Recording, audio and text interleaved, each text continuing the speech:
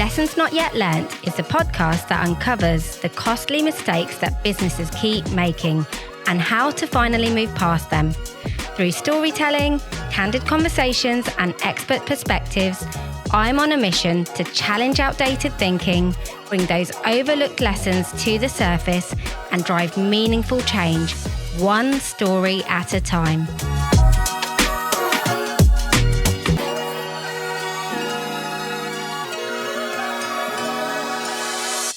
Hi, welcome back to Lessons Not Yet Learned. I'm your host, Kiran, and today we're talking about a word that does one of two things in the boardroom.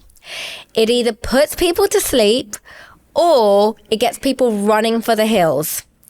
I'm talking about the word governance.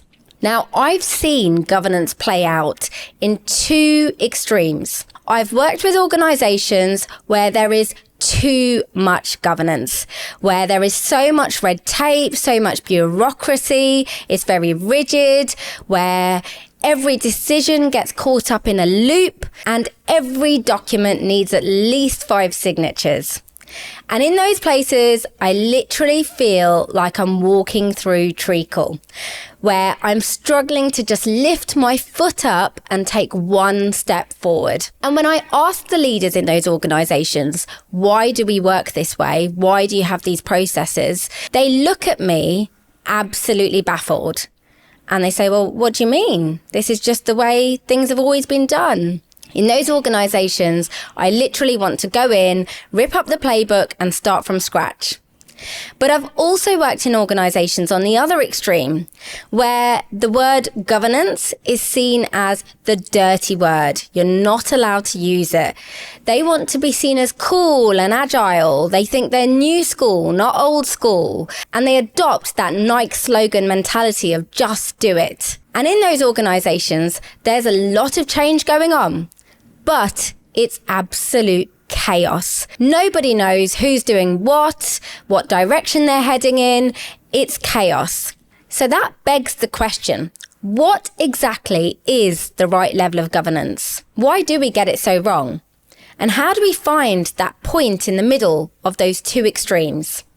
Here to help us answer that question today is Janhavi. Janhavi is a governance advisor and board consultant who has spent over 2 decades working with corporates and entrepreneurs, giving them advice. From her early days as a city lawyer in top London firms to her role now as an equity partner, Janhavi has seen exactly where the cracks lie in the boardroom. She's a non-exec director, she's a course leader at the Institute of Directors, and she's a recognised voice across borders. Drawing on her lessons from her upcoming book, she's going to challenge our outdated models. She's going to introduce us to lessons from overlooked governance systems from across the world and actually show us what it really takes to build a sustainable business with the right level of governance. So I'm really looking forward to getting stuck in.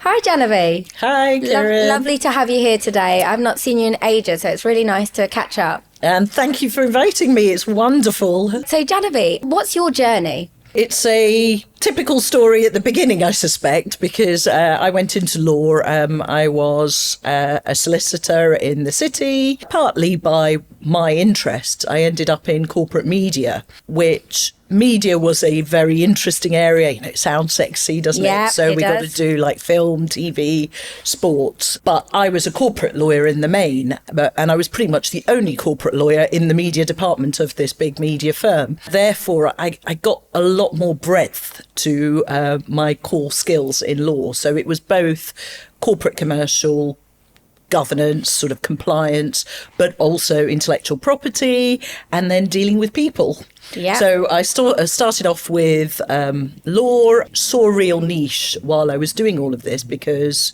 we were working a lot with India. And India's, in those days, was a regulated sector where foreign lawyers weren't allowed to practice. And so we saw that as a real niche, and I joined with some colleagues, and we set up advisory firms across India.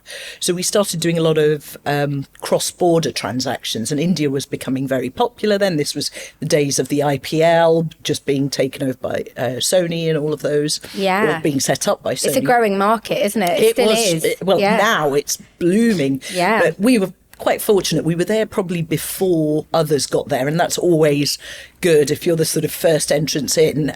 We were small players, but we could punch well above our weight as a result of that. What sort of advice? Well, it was everything. It was helping, like, cultural briefings, because as with a lot of leadership challenges, as we're going to talk about later, it's not just about knowing the technical skills, understanding where you're going, what you're going to be doing, what the differences are in language. And I don't mean that as in English, Hindi. I mean actually within the English language, Absolutely. What a word means to someone, Yeah. how you say it, what you say, how you behave, all of those sort of things. But I mean, law was at the core, certainly for what I did, because I was the corporate English lawyer that was helping the Indian firms that were moving to the West, because a lot of transactions, which a lot of people didn't realise even in those days, was that actually Indian corporates were taking over the UK and Western firms and European firms. They were using UK as a base to explore the rest of the globe. So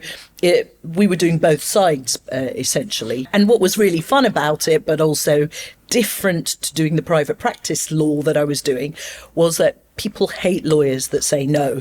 If you're the lawyer saying no, this is not allowed, or that's, they'll be like, stop stifling us. And especially actually the sort of small, medium enterprises, and particularly I would argue the Indians, who just wanted to get on with it. Yeah. And so I was operating at that sort of board level where they just wanted to get something done. And they'd be like, well, don't tell us what we can't do, tell us how we get it done. And I really enjoyed that thinking, because it was much more strategic thinking alongside governance, and it's how do you get it all done. So I really enjoyed that. And actually I thought, you don't need to be a lawyer for this. It was great that I had the legal background. But in many ways, the legal background sometimes stifles that ability to be agile and just move forward. You tend to become a bit risk averse, and businesses didn't like that. So I really enjoyed that, operating at the board level. So I have now moved into much more sort of that thinking level for boards and directors and leadership. And you actually train people in it too. Absolutely. Yeah. So now I have the privilege of being the CEO of an organisation that works at that board and leadership level, and we work with some large institutions, including like the Institute of Directors, for whom we've provided the content and subject matter experts for their Chartered Director programme. It's fascinating because we work with global companies through the Institute, but also individually. We have our own clients that are multinationals, are supranational organisations, so think tanks, etc. And really what we're looking to do is just elevate standards of leadership to think broader, because we've seen enough scandals globally to sort of sit there and say, look, we all need to do better. Absolutely. And you're right, talking about leadership standards, I mean, the example you gave earlier where people just want to get things done, they've got that Nike just do it mentality. No one wants to be told no one wants to take a step back and say, actually, let's do this right, let's work through how we make this decision. And that must be quite challenging for you to be the person trying to get them to do things in a more structured, logical way. Yeah, and that's not to say people don't do it in a logical way, but often what an individual leader versus a sort of group leadership mentality would do is actually, are we looking at this holistically? And especially when in a group, you've got different dynamics, different people with different values that want different things out of the decision. That's also, do you actually tend to look at that dynamic of the group versus the individual? Because you see it in government, don't you? Absolutely. And a big theme for me is that we train teams at management level and below. But rarely do we sit there and say, well, the board is one of the most important teams in an organisation. The leadership team needs training. The leadership team needs to understand dynamics. And essentially, we spend less time together as well as leaders, particularly in the boardroom. So actually, how do you build the three themes that I really like to explore is trust, legitimacy, and duty and responsibility. Talk to me a bit more about those three themes then. Big part of my thesis currently that I'm working on is that in the West and generally over the modern period, if I want to call it that, of how we've articulated governance, it's been very much based on power and wealth. So success is defined on power and wealth. And what we have perhaps forgotten, perhaps not focused on enough, is actually this idea of social capital, of idea of actually we need to take others along with us. And we have to build trust, because increasingly when you talk to anybody, not often we have this divide that younger people, older people, actually I think everybody is losing trust in leadership. 100%. And if we lose trust, you lose the legitimacy to do things, to have the authority to do things. I suppose what we are not giving future generations and our followers, our people that want to work with us, is hope. Yeah. We're absolutely losing that. And so it's the authenticity, isn't it, that people are looking for. They want that honesty. Honesty when it's going well and honesty when it's going wrong. Absolutely. And if we use politicking, if we use spin, all of these ideas, leadership sometimes is not easy. Yeah, there is no black and white. I often say to all the people that I speak to that being a leader is making choices amongst the shades of grey. Exactly. Yeah, and why do you choose a particular shade of grey? But if you cannot explain why you chose it, and really importantly, why you didn't do it consistently.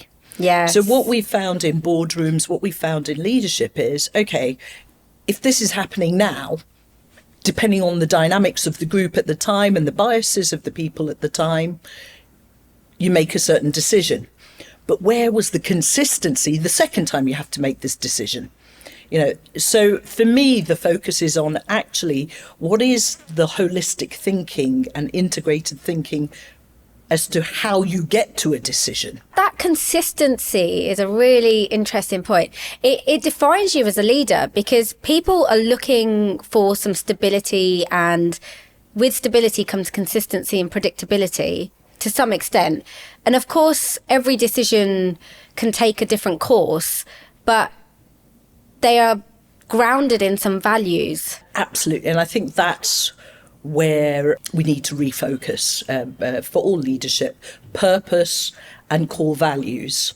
And again, I suppose my upbringing and my ideology has been influenced obviously by my background. Yeah. And so both my ancestral heritage, ideology comes from India, but also being born and brought up in Britain, and there's a lot of academic rigour to what I have to study for governance. I do like the British systems that have evolved over the years, because they are based on evidence, they are based on academic rigour. But what I think they lack, because of my Indian background, is actually those concept of universal values that are integrated. And I think what we could really do is look at some of these ancient philosophies that prided long-term continuity and balance over short-term wealth and power. Absolutely. I'm keen to dive into that a bit further shortly, actually. Just coming back to the three themes. Yes. Talk to me about the next theme. So that was that trust and legitimacy.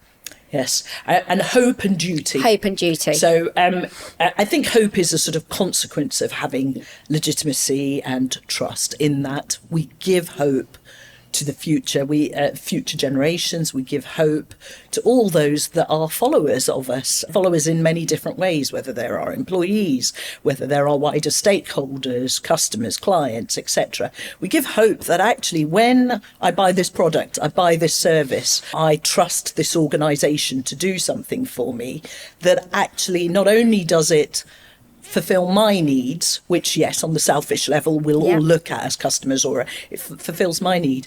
But actually, I think as human beings, most of us want to do good outside just our own sphere. And so that hope that is given by the trust and legitimacy, I think, sets us up for a much more long-term successful organisation.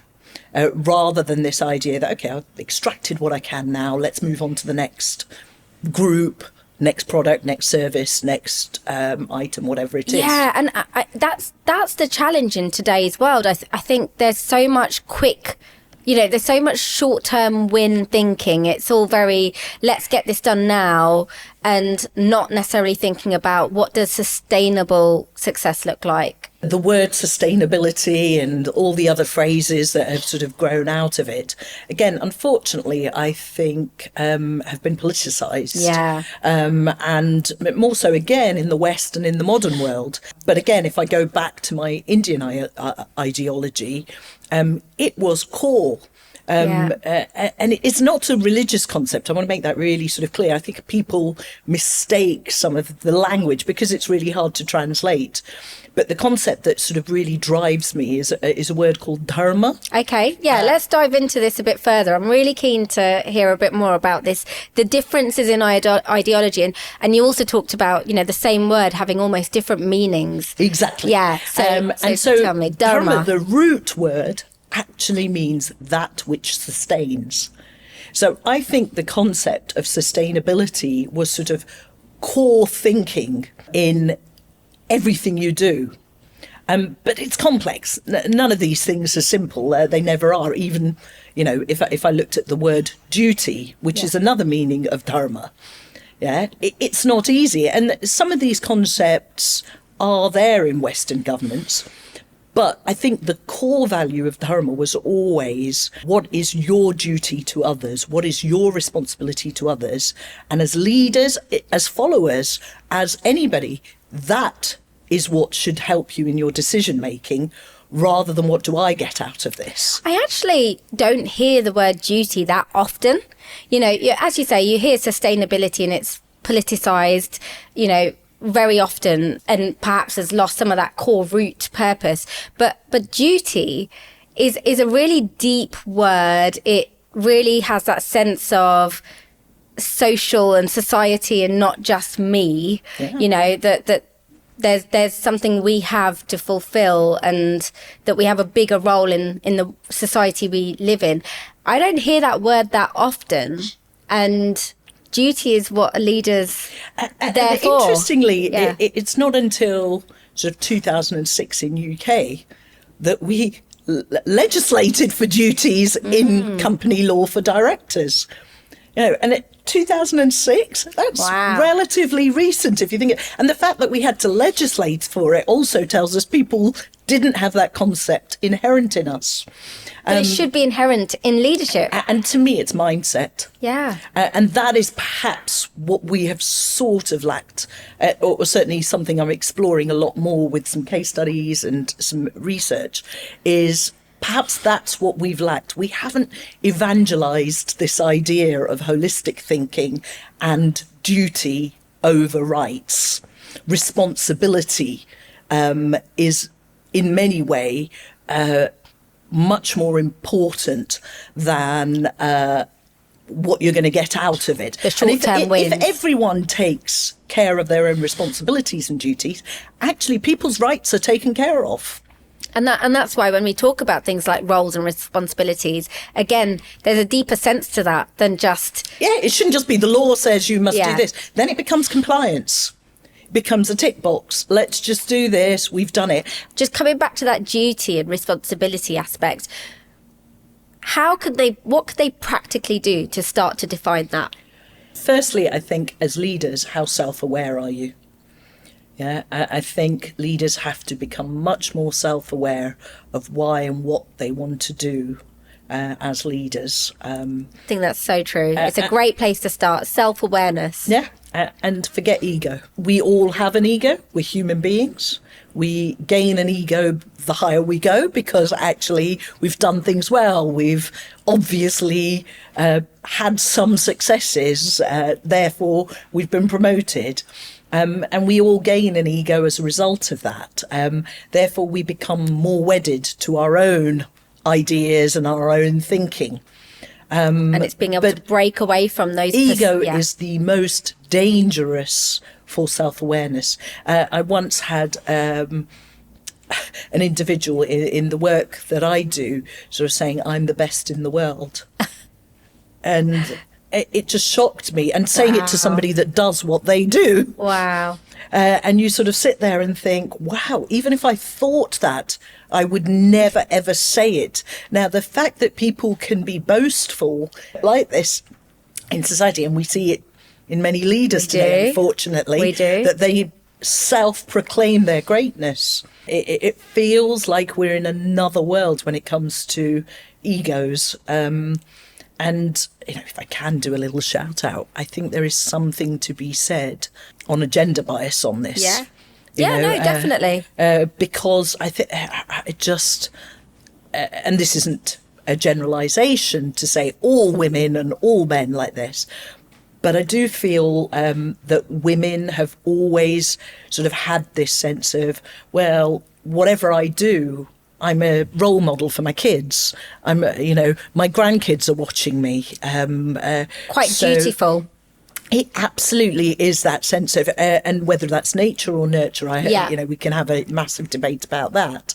That's another episode. Yeah, exactly. But I definitely feel that when we make decisions, we are thinking much more beyond our 3 or 5 year, CEO term appointment, whatever it is. It's certainly in my own organisation. Part of the reason for even setting it up was not because I needed it, but I really felt the world needs it. Well, my colleagues were being treated so badly. Yeah. There was no consistency for my colleagues. There was a very weird system. And again, it really is a great example of systemic. It wasn't because the organisations we were working with were trying to be bad, but because of the way the tax systems work in UK, because of the way corporate modelling works and structuring.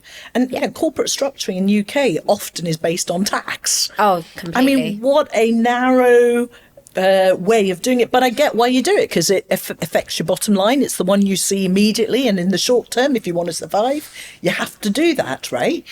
But it creates systemic imbalances and behavioural problems. The environment that you're in makes a big difference, right? It's the same as, planting a seed in a dark place versus a light place. The environment has a big impact.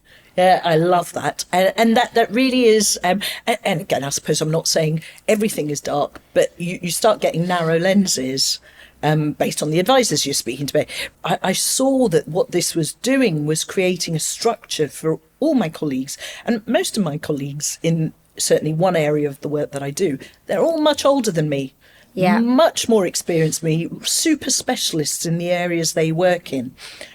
Half of them could retire if they wanted to, but they enjoy it. And I see there's a wisdom there that I would love them to share. And so part of the reason for structuring the way I did and doing it was I feel a responsibility both to them as colleagues, but both to all our delegates, to all the people we're working with. That knowledge needs to be shared. It's knowing your why. No, if that doesn't go right, and I still, because people are like, why do you work so hard, Janhavi? You've got to look after yourself. You've got to do all of this. And I'm like, I don't feel like it's hard work if I feel that sense of responsibility.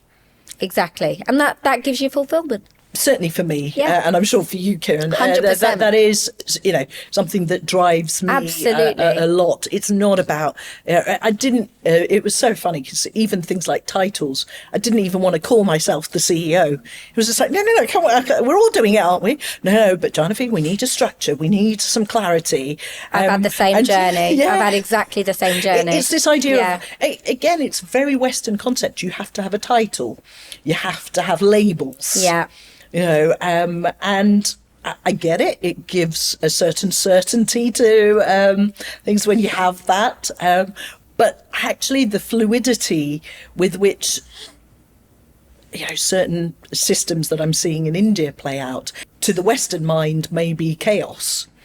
But actually, it's a fluidity that allows people to be themselves within a framework that helps everybody. And the structure actually comes from the purpose.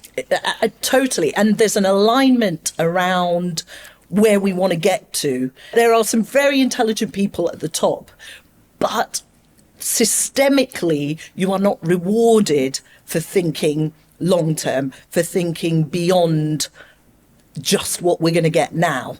Whereas I would argue the mindset that the philosophy that I'm talking about brings and the ideology that brings is actually you only get rewarded if you are thinking about long term. It's intergenerational. Yes. It is about actually what you leave behind rather than what you start with or where you got to during your lifetime. That's a lovely way to think about it. And I hope, like I said, it's not religious for me. And we could look at part of the research that I'm doing is looking at companies that think like this. And I suppose a really good way to explain this that people will understand is whenever I look at leadership, whenever I look at governance themes, whenever I look at strategy, in the West, the route is usually military, US academia, or UK.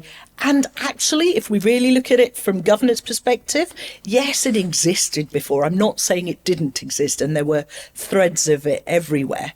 But actually, when the word came out, it wasn't until the 1980s and 90s. Wow. And it was due to scandals. It was due to things that had gone wrong. So it's, what do we need to change in behaviours? Reactive. Now? Yeah, it's what do we do? And there's nothing wrong in that. It's good to study what did we do wrong. Absolutely, I love the discipline of that. And perhaps actually, if I had a criticism of Indian ideology and all of that, there isn't the same academic rigour behind it. And therefore, even when I'm trying to teach it, it's too anecdotal, it's too conceptual, which is something I'm trying to fix by putting some more academic rigour to it. The two big things that has been lost, and it's hard again, because when you're saying it in English, it's a really hard word and it has its own academic frameworks, but ethics and morality, which is why, for me, the big thing I want to explore, and it's the title of my book, is The Moral Vacuum. Tell me about your book. Reclaimed. Tell me about your book. What I'm trying to explore, like I said, my thesis is that in the Western world, much of governance strategy has been dominated by this concept that power, wealth, success is winning the war. And actually, life is not a war. It shouldn't be. What we do, what our duties are, should be much more beyond even humanity. How we look after nature, how we look after the universe. And that is the core concept of Dharma again, because it is universal values. It's not about a specific predictive or a prescriptive didactic set of rules that everybody must follow. So what we talk about and what the book's going to look at is there is this concept of what is individual duty versus what is universal duty. I mean, if I was to draw models, and this is something, leadership schools and business schools are teaching across everywhere. If we look at how leadership models started, it was very much command and control. Yep. That's a military concept. And that's fine if you want predictive results in a specific situation. You need people to follow what you're saying because otherwise people die, otherwise accidents happen, all of that. So in certain circumstances, absolutely, we understand this idea of command and control. But when we're looking at complexity, when we're looking at uncertainty, when we're looking at wider stakeholders, the ambiguities and everything like that should be led by your mindset and your philosophy, not just to do good, but to do it in the right way. Because there's no guarantee of outcomes. You cannot guarantee in a complex society, in complex worlds, what your outcome is. And you're trying to predict the future, which, as you said, there's no guarantee of your decision being right. But if the philosophy behind it was to do it in the right way, that's how you gain your legitimacy. And as you say, that's how you're able to explain your decision. Because we always talk about what was the intention behind the decision. And as a lawyer, I can tell you it's very hard to tell people's intention. And as a lawyer, people will defend you to say, no, this was the intention, not that. Of course they will, because most things we do with hindsight, when things go wrong, we sort of say, no, I'm sure that's what we meant, not this, etc. But I think if you can show consistently that you followed a certain process and that your thinking was always about this, then it's much easier to sort of say, no, we trust this person. Of course, occasionally people do bad things, but inherently, I think if humanity is about this idea of doing things for the right reasons in the right way, and if that is more, like I said, evangelized in boardrooms, in leadership, and actually across society, then I do think we'll get better results for the long term. None of this guarantees success in the short term. And I can't promise you're going to make unicorn companies out of this. But that's, again, the shame of it, that when we look at governance, when we look at leadership, when we define success, most people sort of will say, well, who are the top 5 market cap companies in the world today? Oh, and they're all US, Janhavi. So how can you say what you're saying? Yeah. But my argument would be they're not the longest living ones. Most of them are 1990s. And again, it depends on your measure of success. Well, exactly that. That if market capitalization is all we're looking at, and I get it, in the short term, it's a lovely thing to be able to say that we achieved this. We've had great changes. We've had great innovation because of some of these institutions, some of these organizations that were all about short-term success. But what I would argue is, what has that left for society, the earth, beyond that? Exactly. And whatever it has left, is it going to have a positive or a negative impact? Exactly. What are we leaving for future generations? Not just of humans, like I said, but for the earth and everything else. And I don't know, people may call this sort of purist ideology, but I wish we had more people in leadership that had thought about that, because then, and we're seeing this now, both in politics, in leadership, in corporates, that people talk about cyclical economies and, this is just cyclical. This is just, things will get better. You hear that word all the time. Yeah, but actually it's become systemic, I think. It is systemic. I don't think it is cyclical, because to fix a lot of these things, we're hearing it already. Yeah. It's going to take 50 years. It's going to take 60 years before we do this now.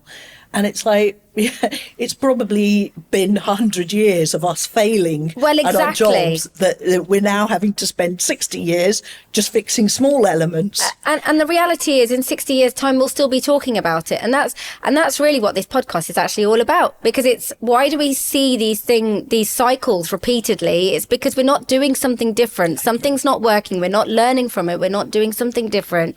We're going round and round in circles. And as you say, another 60 or 50 years to fix it, and the reality is we'll get to that 50 or 60 years and it won't be any better. Yeah. And my question would be, why don't we look at those organizations that have been successful with different metrics, with a different lens, so that the oldest, the longest surviving organizations actually do come from the East? Really? Yeah. And people don't, whenever I ask that question, where's the oldest? It must be the Bank of England. It must be the Post Office. And I'm like, given what's happening, the scandals in some of these, how can you even think that? Or it must be from Holland, I get all of these and I'm like, you're in the wrong hemisphere. Yeah. The oldest organizations are Japan, and some of the ones, obviously, for my research, I'm focusing on India, and I look at 2-3 organizations that have been intergenerationally excellent. That's incredible. And similar to you, I do a lot of studying on the Japanese, because it's, part of the lean philosophy and some of the leadership philosophies that come into the business, that Kaizen mindset. It shows the difference in, a good company from one that perhaps is focused on the wrong things or too short-sighted. Yeah. And again, and I'm sure you're saying the same thing, it's not about one is better than the other. No. It's not about one is completely right, one's completely wrong. All I'm saying is there a little vacuum that is making us see all these scandals? Yeah. And, I suppose it's nice to put case studies. Yeah, so I was going to examples. ask you, have you got an example, bringing it back to sort of, real life, have you got an example of where you've seen governance go terribly wrong? The post office is an obvious one. Yeah. But actually, Carillion, if we looked at a corporate listed company, if we look at what was happening there, again, it's so easy to say, oh, it was bad people, it was greed, it was this. But I think the failings were systemic, and they were long-term failings that were part of the whole ecosystem forcing people to do certain things. So we could sort of break it down into really different elements, and there's a huge piece on were people trained well enough beyond just technical skills. Yeah. Yeah. So we, in the West, again, I would say corporates tend to focus on technical skills when choosing their leaders. And perhaps, again, we have forgotten that holistic ethical framework that we needed, and to sort of say, well, as you go up the chain, wisdom is more important, culture is more important, people are more important, and how we inspire them to do the right thing in the right way is perhaps more important than just the technical skills. Big emphasis of governance has always been the separation of what boards do versus management. But we've always chosen people that have never been trained for boards and leadership. Even when you get to management, nobody's ever taught you how to look after people. So, oh, you were brilliant at sales. Oh, you were brilliant at finance. Oh, you were a brilliant engineer. Right, you must be good at this. And yes, experience helps you to learn part of that. But teaching, I suppose, what we call EQ and emotional intelligence is not easy. No. And actually, at that level, it becomes much more not what am I doing, how am I making the decision, but how am I inspiring people to make the right decision in a way that fits in with our corporate values. And in the Carillion case, we saw the fallout of it. Well, It wasn't just the shareholders that suffered. No, let me tell you a story about Carillion. So, we were actually, Carillion were one of our clients. So we were working with them on a few projects. One morning in January, I put the TV on and heard the news that Carillion has collapsed. And for us, I had a team of people in there. We were smaller back then. We had most of our eggs in one basket. We had a lot of work at Carillion and less so outside. We were working on sort of small, disparate projects. So we weren't working at sort of the central corporate level. And it was news to us, and the lead up to that disaster was actually that they kept extending the payment terms. So, as a supplier, that had a huge impact because, especially as a small business, cash flow. No warning. No warning. It went from 90 days, which was already untenable. It was something that we were struggling with in the first place.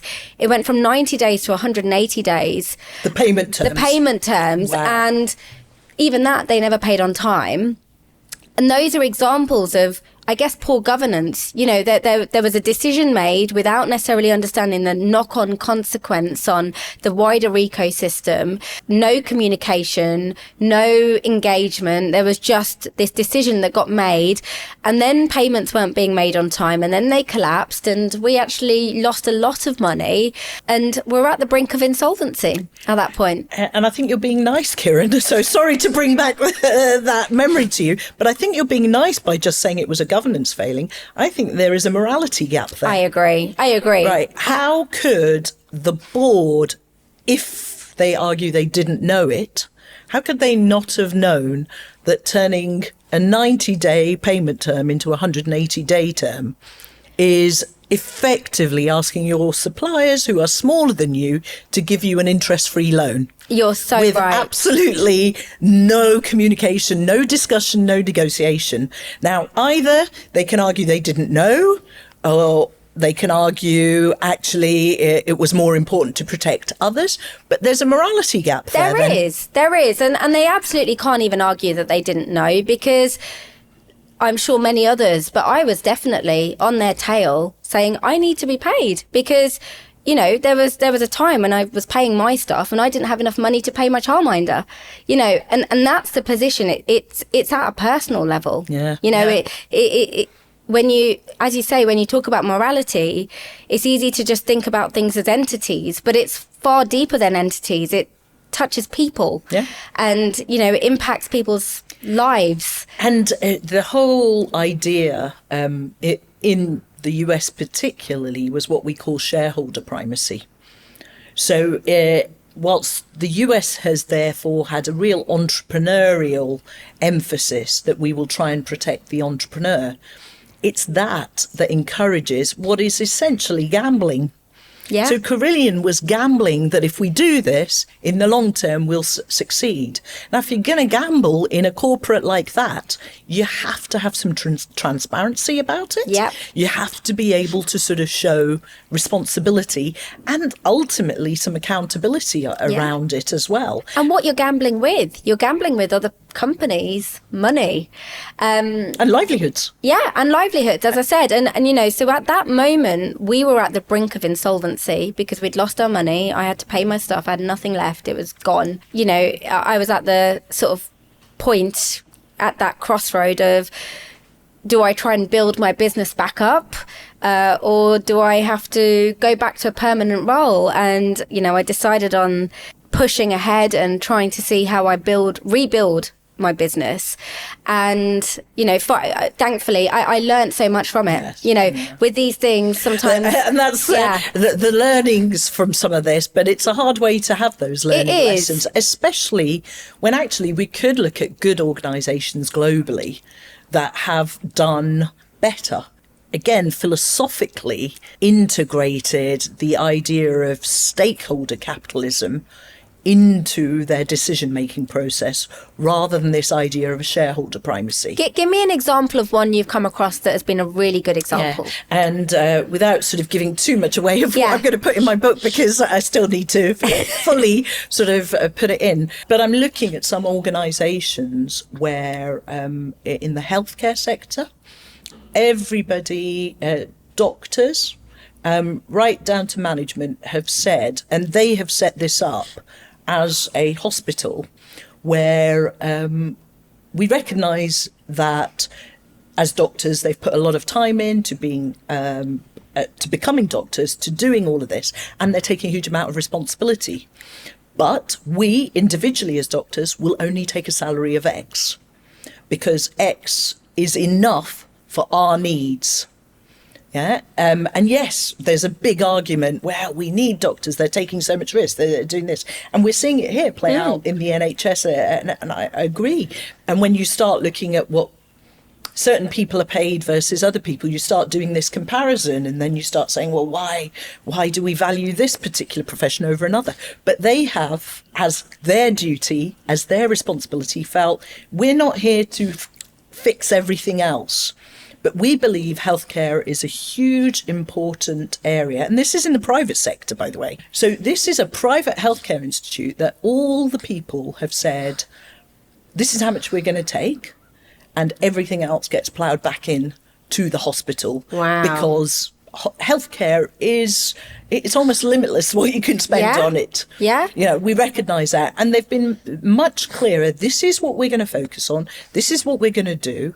And each of us is part of this. It's almost, I suppose in UK corporate terms, almost like an employee benefit trust, that employees own the organisation, employees choose what's right for the organisation and choose what's right for them in a holistic way. They're mission-led, though, aren't they? They're mission-led. Purpose, mission, values. Those are at the core of what they're doing. And I love it. And again, the idea of this has to be for future generations, because they're pretty much a startup. Yeah. I mean, they're older than a startup, and I couldn't call it a startup just because of our definitions of a startup. But I love that thinking. And there are some larger organisations which people will know that have done things in a way that are intergenerational. And there are certain things that we just won't agree. So why do you think we get it so wrong? Because I've seen the two extremes. I see those organizations I walk into where they've got ridiculous amount of governance, so too many systems, lots of red tape, lots of bureaucracy. It just feels stifled. And then I've gone into organizations where they say, we just want that just do it mentality. We don't need to, have structure and, how do we get to that right level? So often over compliance, over the red tape, the putting in place, it becomes a safety blanket because something's gone wrong in the past. Yeah, it's that reactivity again, isn't it? Again, yeah, something's gone wrong. Let's put a plaster on it. Because to check, especially if you're a large organisation, change is difficult. And holistic change is very difficult. So you do it incrementally. And again, there's nothing wrong in that if you're an established organisation. But if you're just doing it to CYA, as I say, that's not the right rationale for why you do it. The missing element there, when there's that reactivity of let's put in another document, another audit, another person to approve, the missing element is going down to the root cause of why the problem existed in the first place, rather than just adding another step. And again, why did people do it? Why did they do this? And again, there are some good organisations I'm working with where what they're trying to do is integrate behaviours with red flags. Okay. Because, and I love this, and I really, again, want to sort of explore it. And in the Indian context, we would call this when your swadharma, your personal duties, are showing weird behaviour because there's a inner conflict in you that is creating a behaviour in the corporate. Which we see all the time. Of course it is. So, for example, I've fallen into debt, right? I'm a worker. I see the temptation of fiddling some numbers. Yeah. Yeah? Now, in reality, most human beings are not bad. It's right? And if you've got that sort of concept of duty and personal responsibility, like I said, it's not just about leadership, it's at every level. But if I felt a duty that actually, if I fiddle the numbers, it has a systemic effect on people, albeit very small. It has a systemic effect. I don't know, the common one we used to talk about in law firms and ethics was, can you go and take the stationery from the stationery cupboard to post your own letters or something like that? Is that right or wrong? Now, everybody would say, yeah, it's wrong, but it's so immaterial, does it matter? But that's where, if you've got a self-morality code, if you've got that sense of duty, actually, I just wouldn't do it. I would recognise that it was something I've done wrong. I haven't prepared myself. I haven't got stationery at home. I didn't separate out what was my duty in my personal life from my corporate life. If I had that sense, I wouldn't do it. But again, pressures come into play, don't they? So I've fallen into debt. If I do this, and I'll try and replace it next time. You start self-moralising and sort of saying, I'll get it right next. I'll get it right next. Probably explains a lot of even the petty crime we see in the world today. And it's difficult because temptation is there, isn't it? You see other people doing things and you feel like, well, they couldn't have got that without this. And I think in the West that has been a problem, in the corporate world, not even spin, but massaging the truth has almost become acceptable. And that's dangerous because we have this concept of social loafing, which is basically if you see somebody not working, it drags everyone else down as well. Yeah. And I hear this a lot in the public sector where, no, if somebody's not doing something, we're all there to help them and pull them back up. The reality is not there. People will firstly think, well, why am I doing this? And if this person can get away with doing nothing, why am I having to do, all of us, and we saw it in COVID, we've seen it It's human behaviour. It's human behaviour. So, yes, some people need more help than others, and it is our duty. But again, if we focused more on the duty lens, rather than saying it's the right of that person to not have to do it, if you focus on it that way, I really think more people would morally feel obliged to do as much as they can, rather than as little as they can. Yeah. And I just think, we see it all the time where people put a mission statement or a vision statement, but it's just a document and it gathers dust, and it's not really truly felt. It's not part of the DNA of the business, the company, and its people. Yeah. And coming back to that feeling, you can't feel it if you've got a set of values, but you can't feel it. Yeah. And that to me just demonstrates when there isn't that clear purpose and drive. It's a bit aimless. Yeah, and we're not going to solve global societal culture. So it is part of an ecosystem. It is systemic. Exactly. And that is why I hope, particularly given where we are with geopolitics in the world today, where we are with all this sort of global disruption that's happening, that we will really take an honest look at where is our society today and what can we do. So for me, certainly looking at UK, looking at where we are today, I hope UK doesn't just continue to sort of look at, well, what are the military frameworks? What are the US frameworks? And what have we always done? And equating that with modern. I agree. Because that is not, I think if we really want to modernise, look at, and it's hard, but if you could have a blank canvas and start fresh, what would that look like? What could we pick from here? What could we pick from here? And we're not going to do it all, but can we nudge in that direction where the vacuum has been? Particularly the ethical and the morality vacuum for me, because I think that would drive better decision making. I'm really looking forward to your book coming out, because I think everyone's going to learn so much from that, because as you say, sometimes we don't look across borders. We're just seeing what we see, what we're exposed to here. I think it's really important to be able to look broader and take from different areas and bring it together as to what's right for your organisation, your country, your society. So if there was one key lesson that you think organisations, leaders need to take away from this podcast today, what would that be?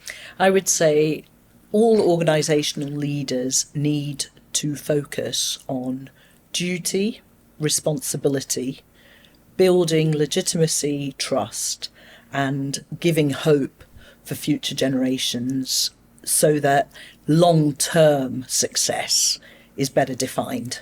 I really like that. I suppose my hope is that the message is not that one is bad, one is good, but there is a vacuum there somewhere. 100%. And we need to find the in-between. Ethics, trying to bring all these themes together.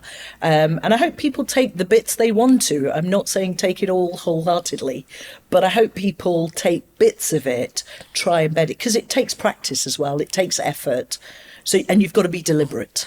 Absolutely. Thank you so much. That's been really fascinating. I cannot wait to read your book when it comes out. Thank you so much, Kiran, and thanks for inviting me. Thanks so much. There were so many insights in the conversation with Janhavi, but the CI fix that I've taken away is that we need to rethink our governance models and start to consider bringing in some of those softer elements that we might not normally associate with the Western model of governance. Some of those things around trust, some of those things around hope, around duty, responsibility, purpose, mission, some of those things that we don't often talk about when we mention governance. So I hope you've taken something interesting away from today's episode, and I look forward to seeing you on the next one.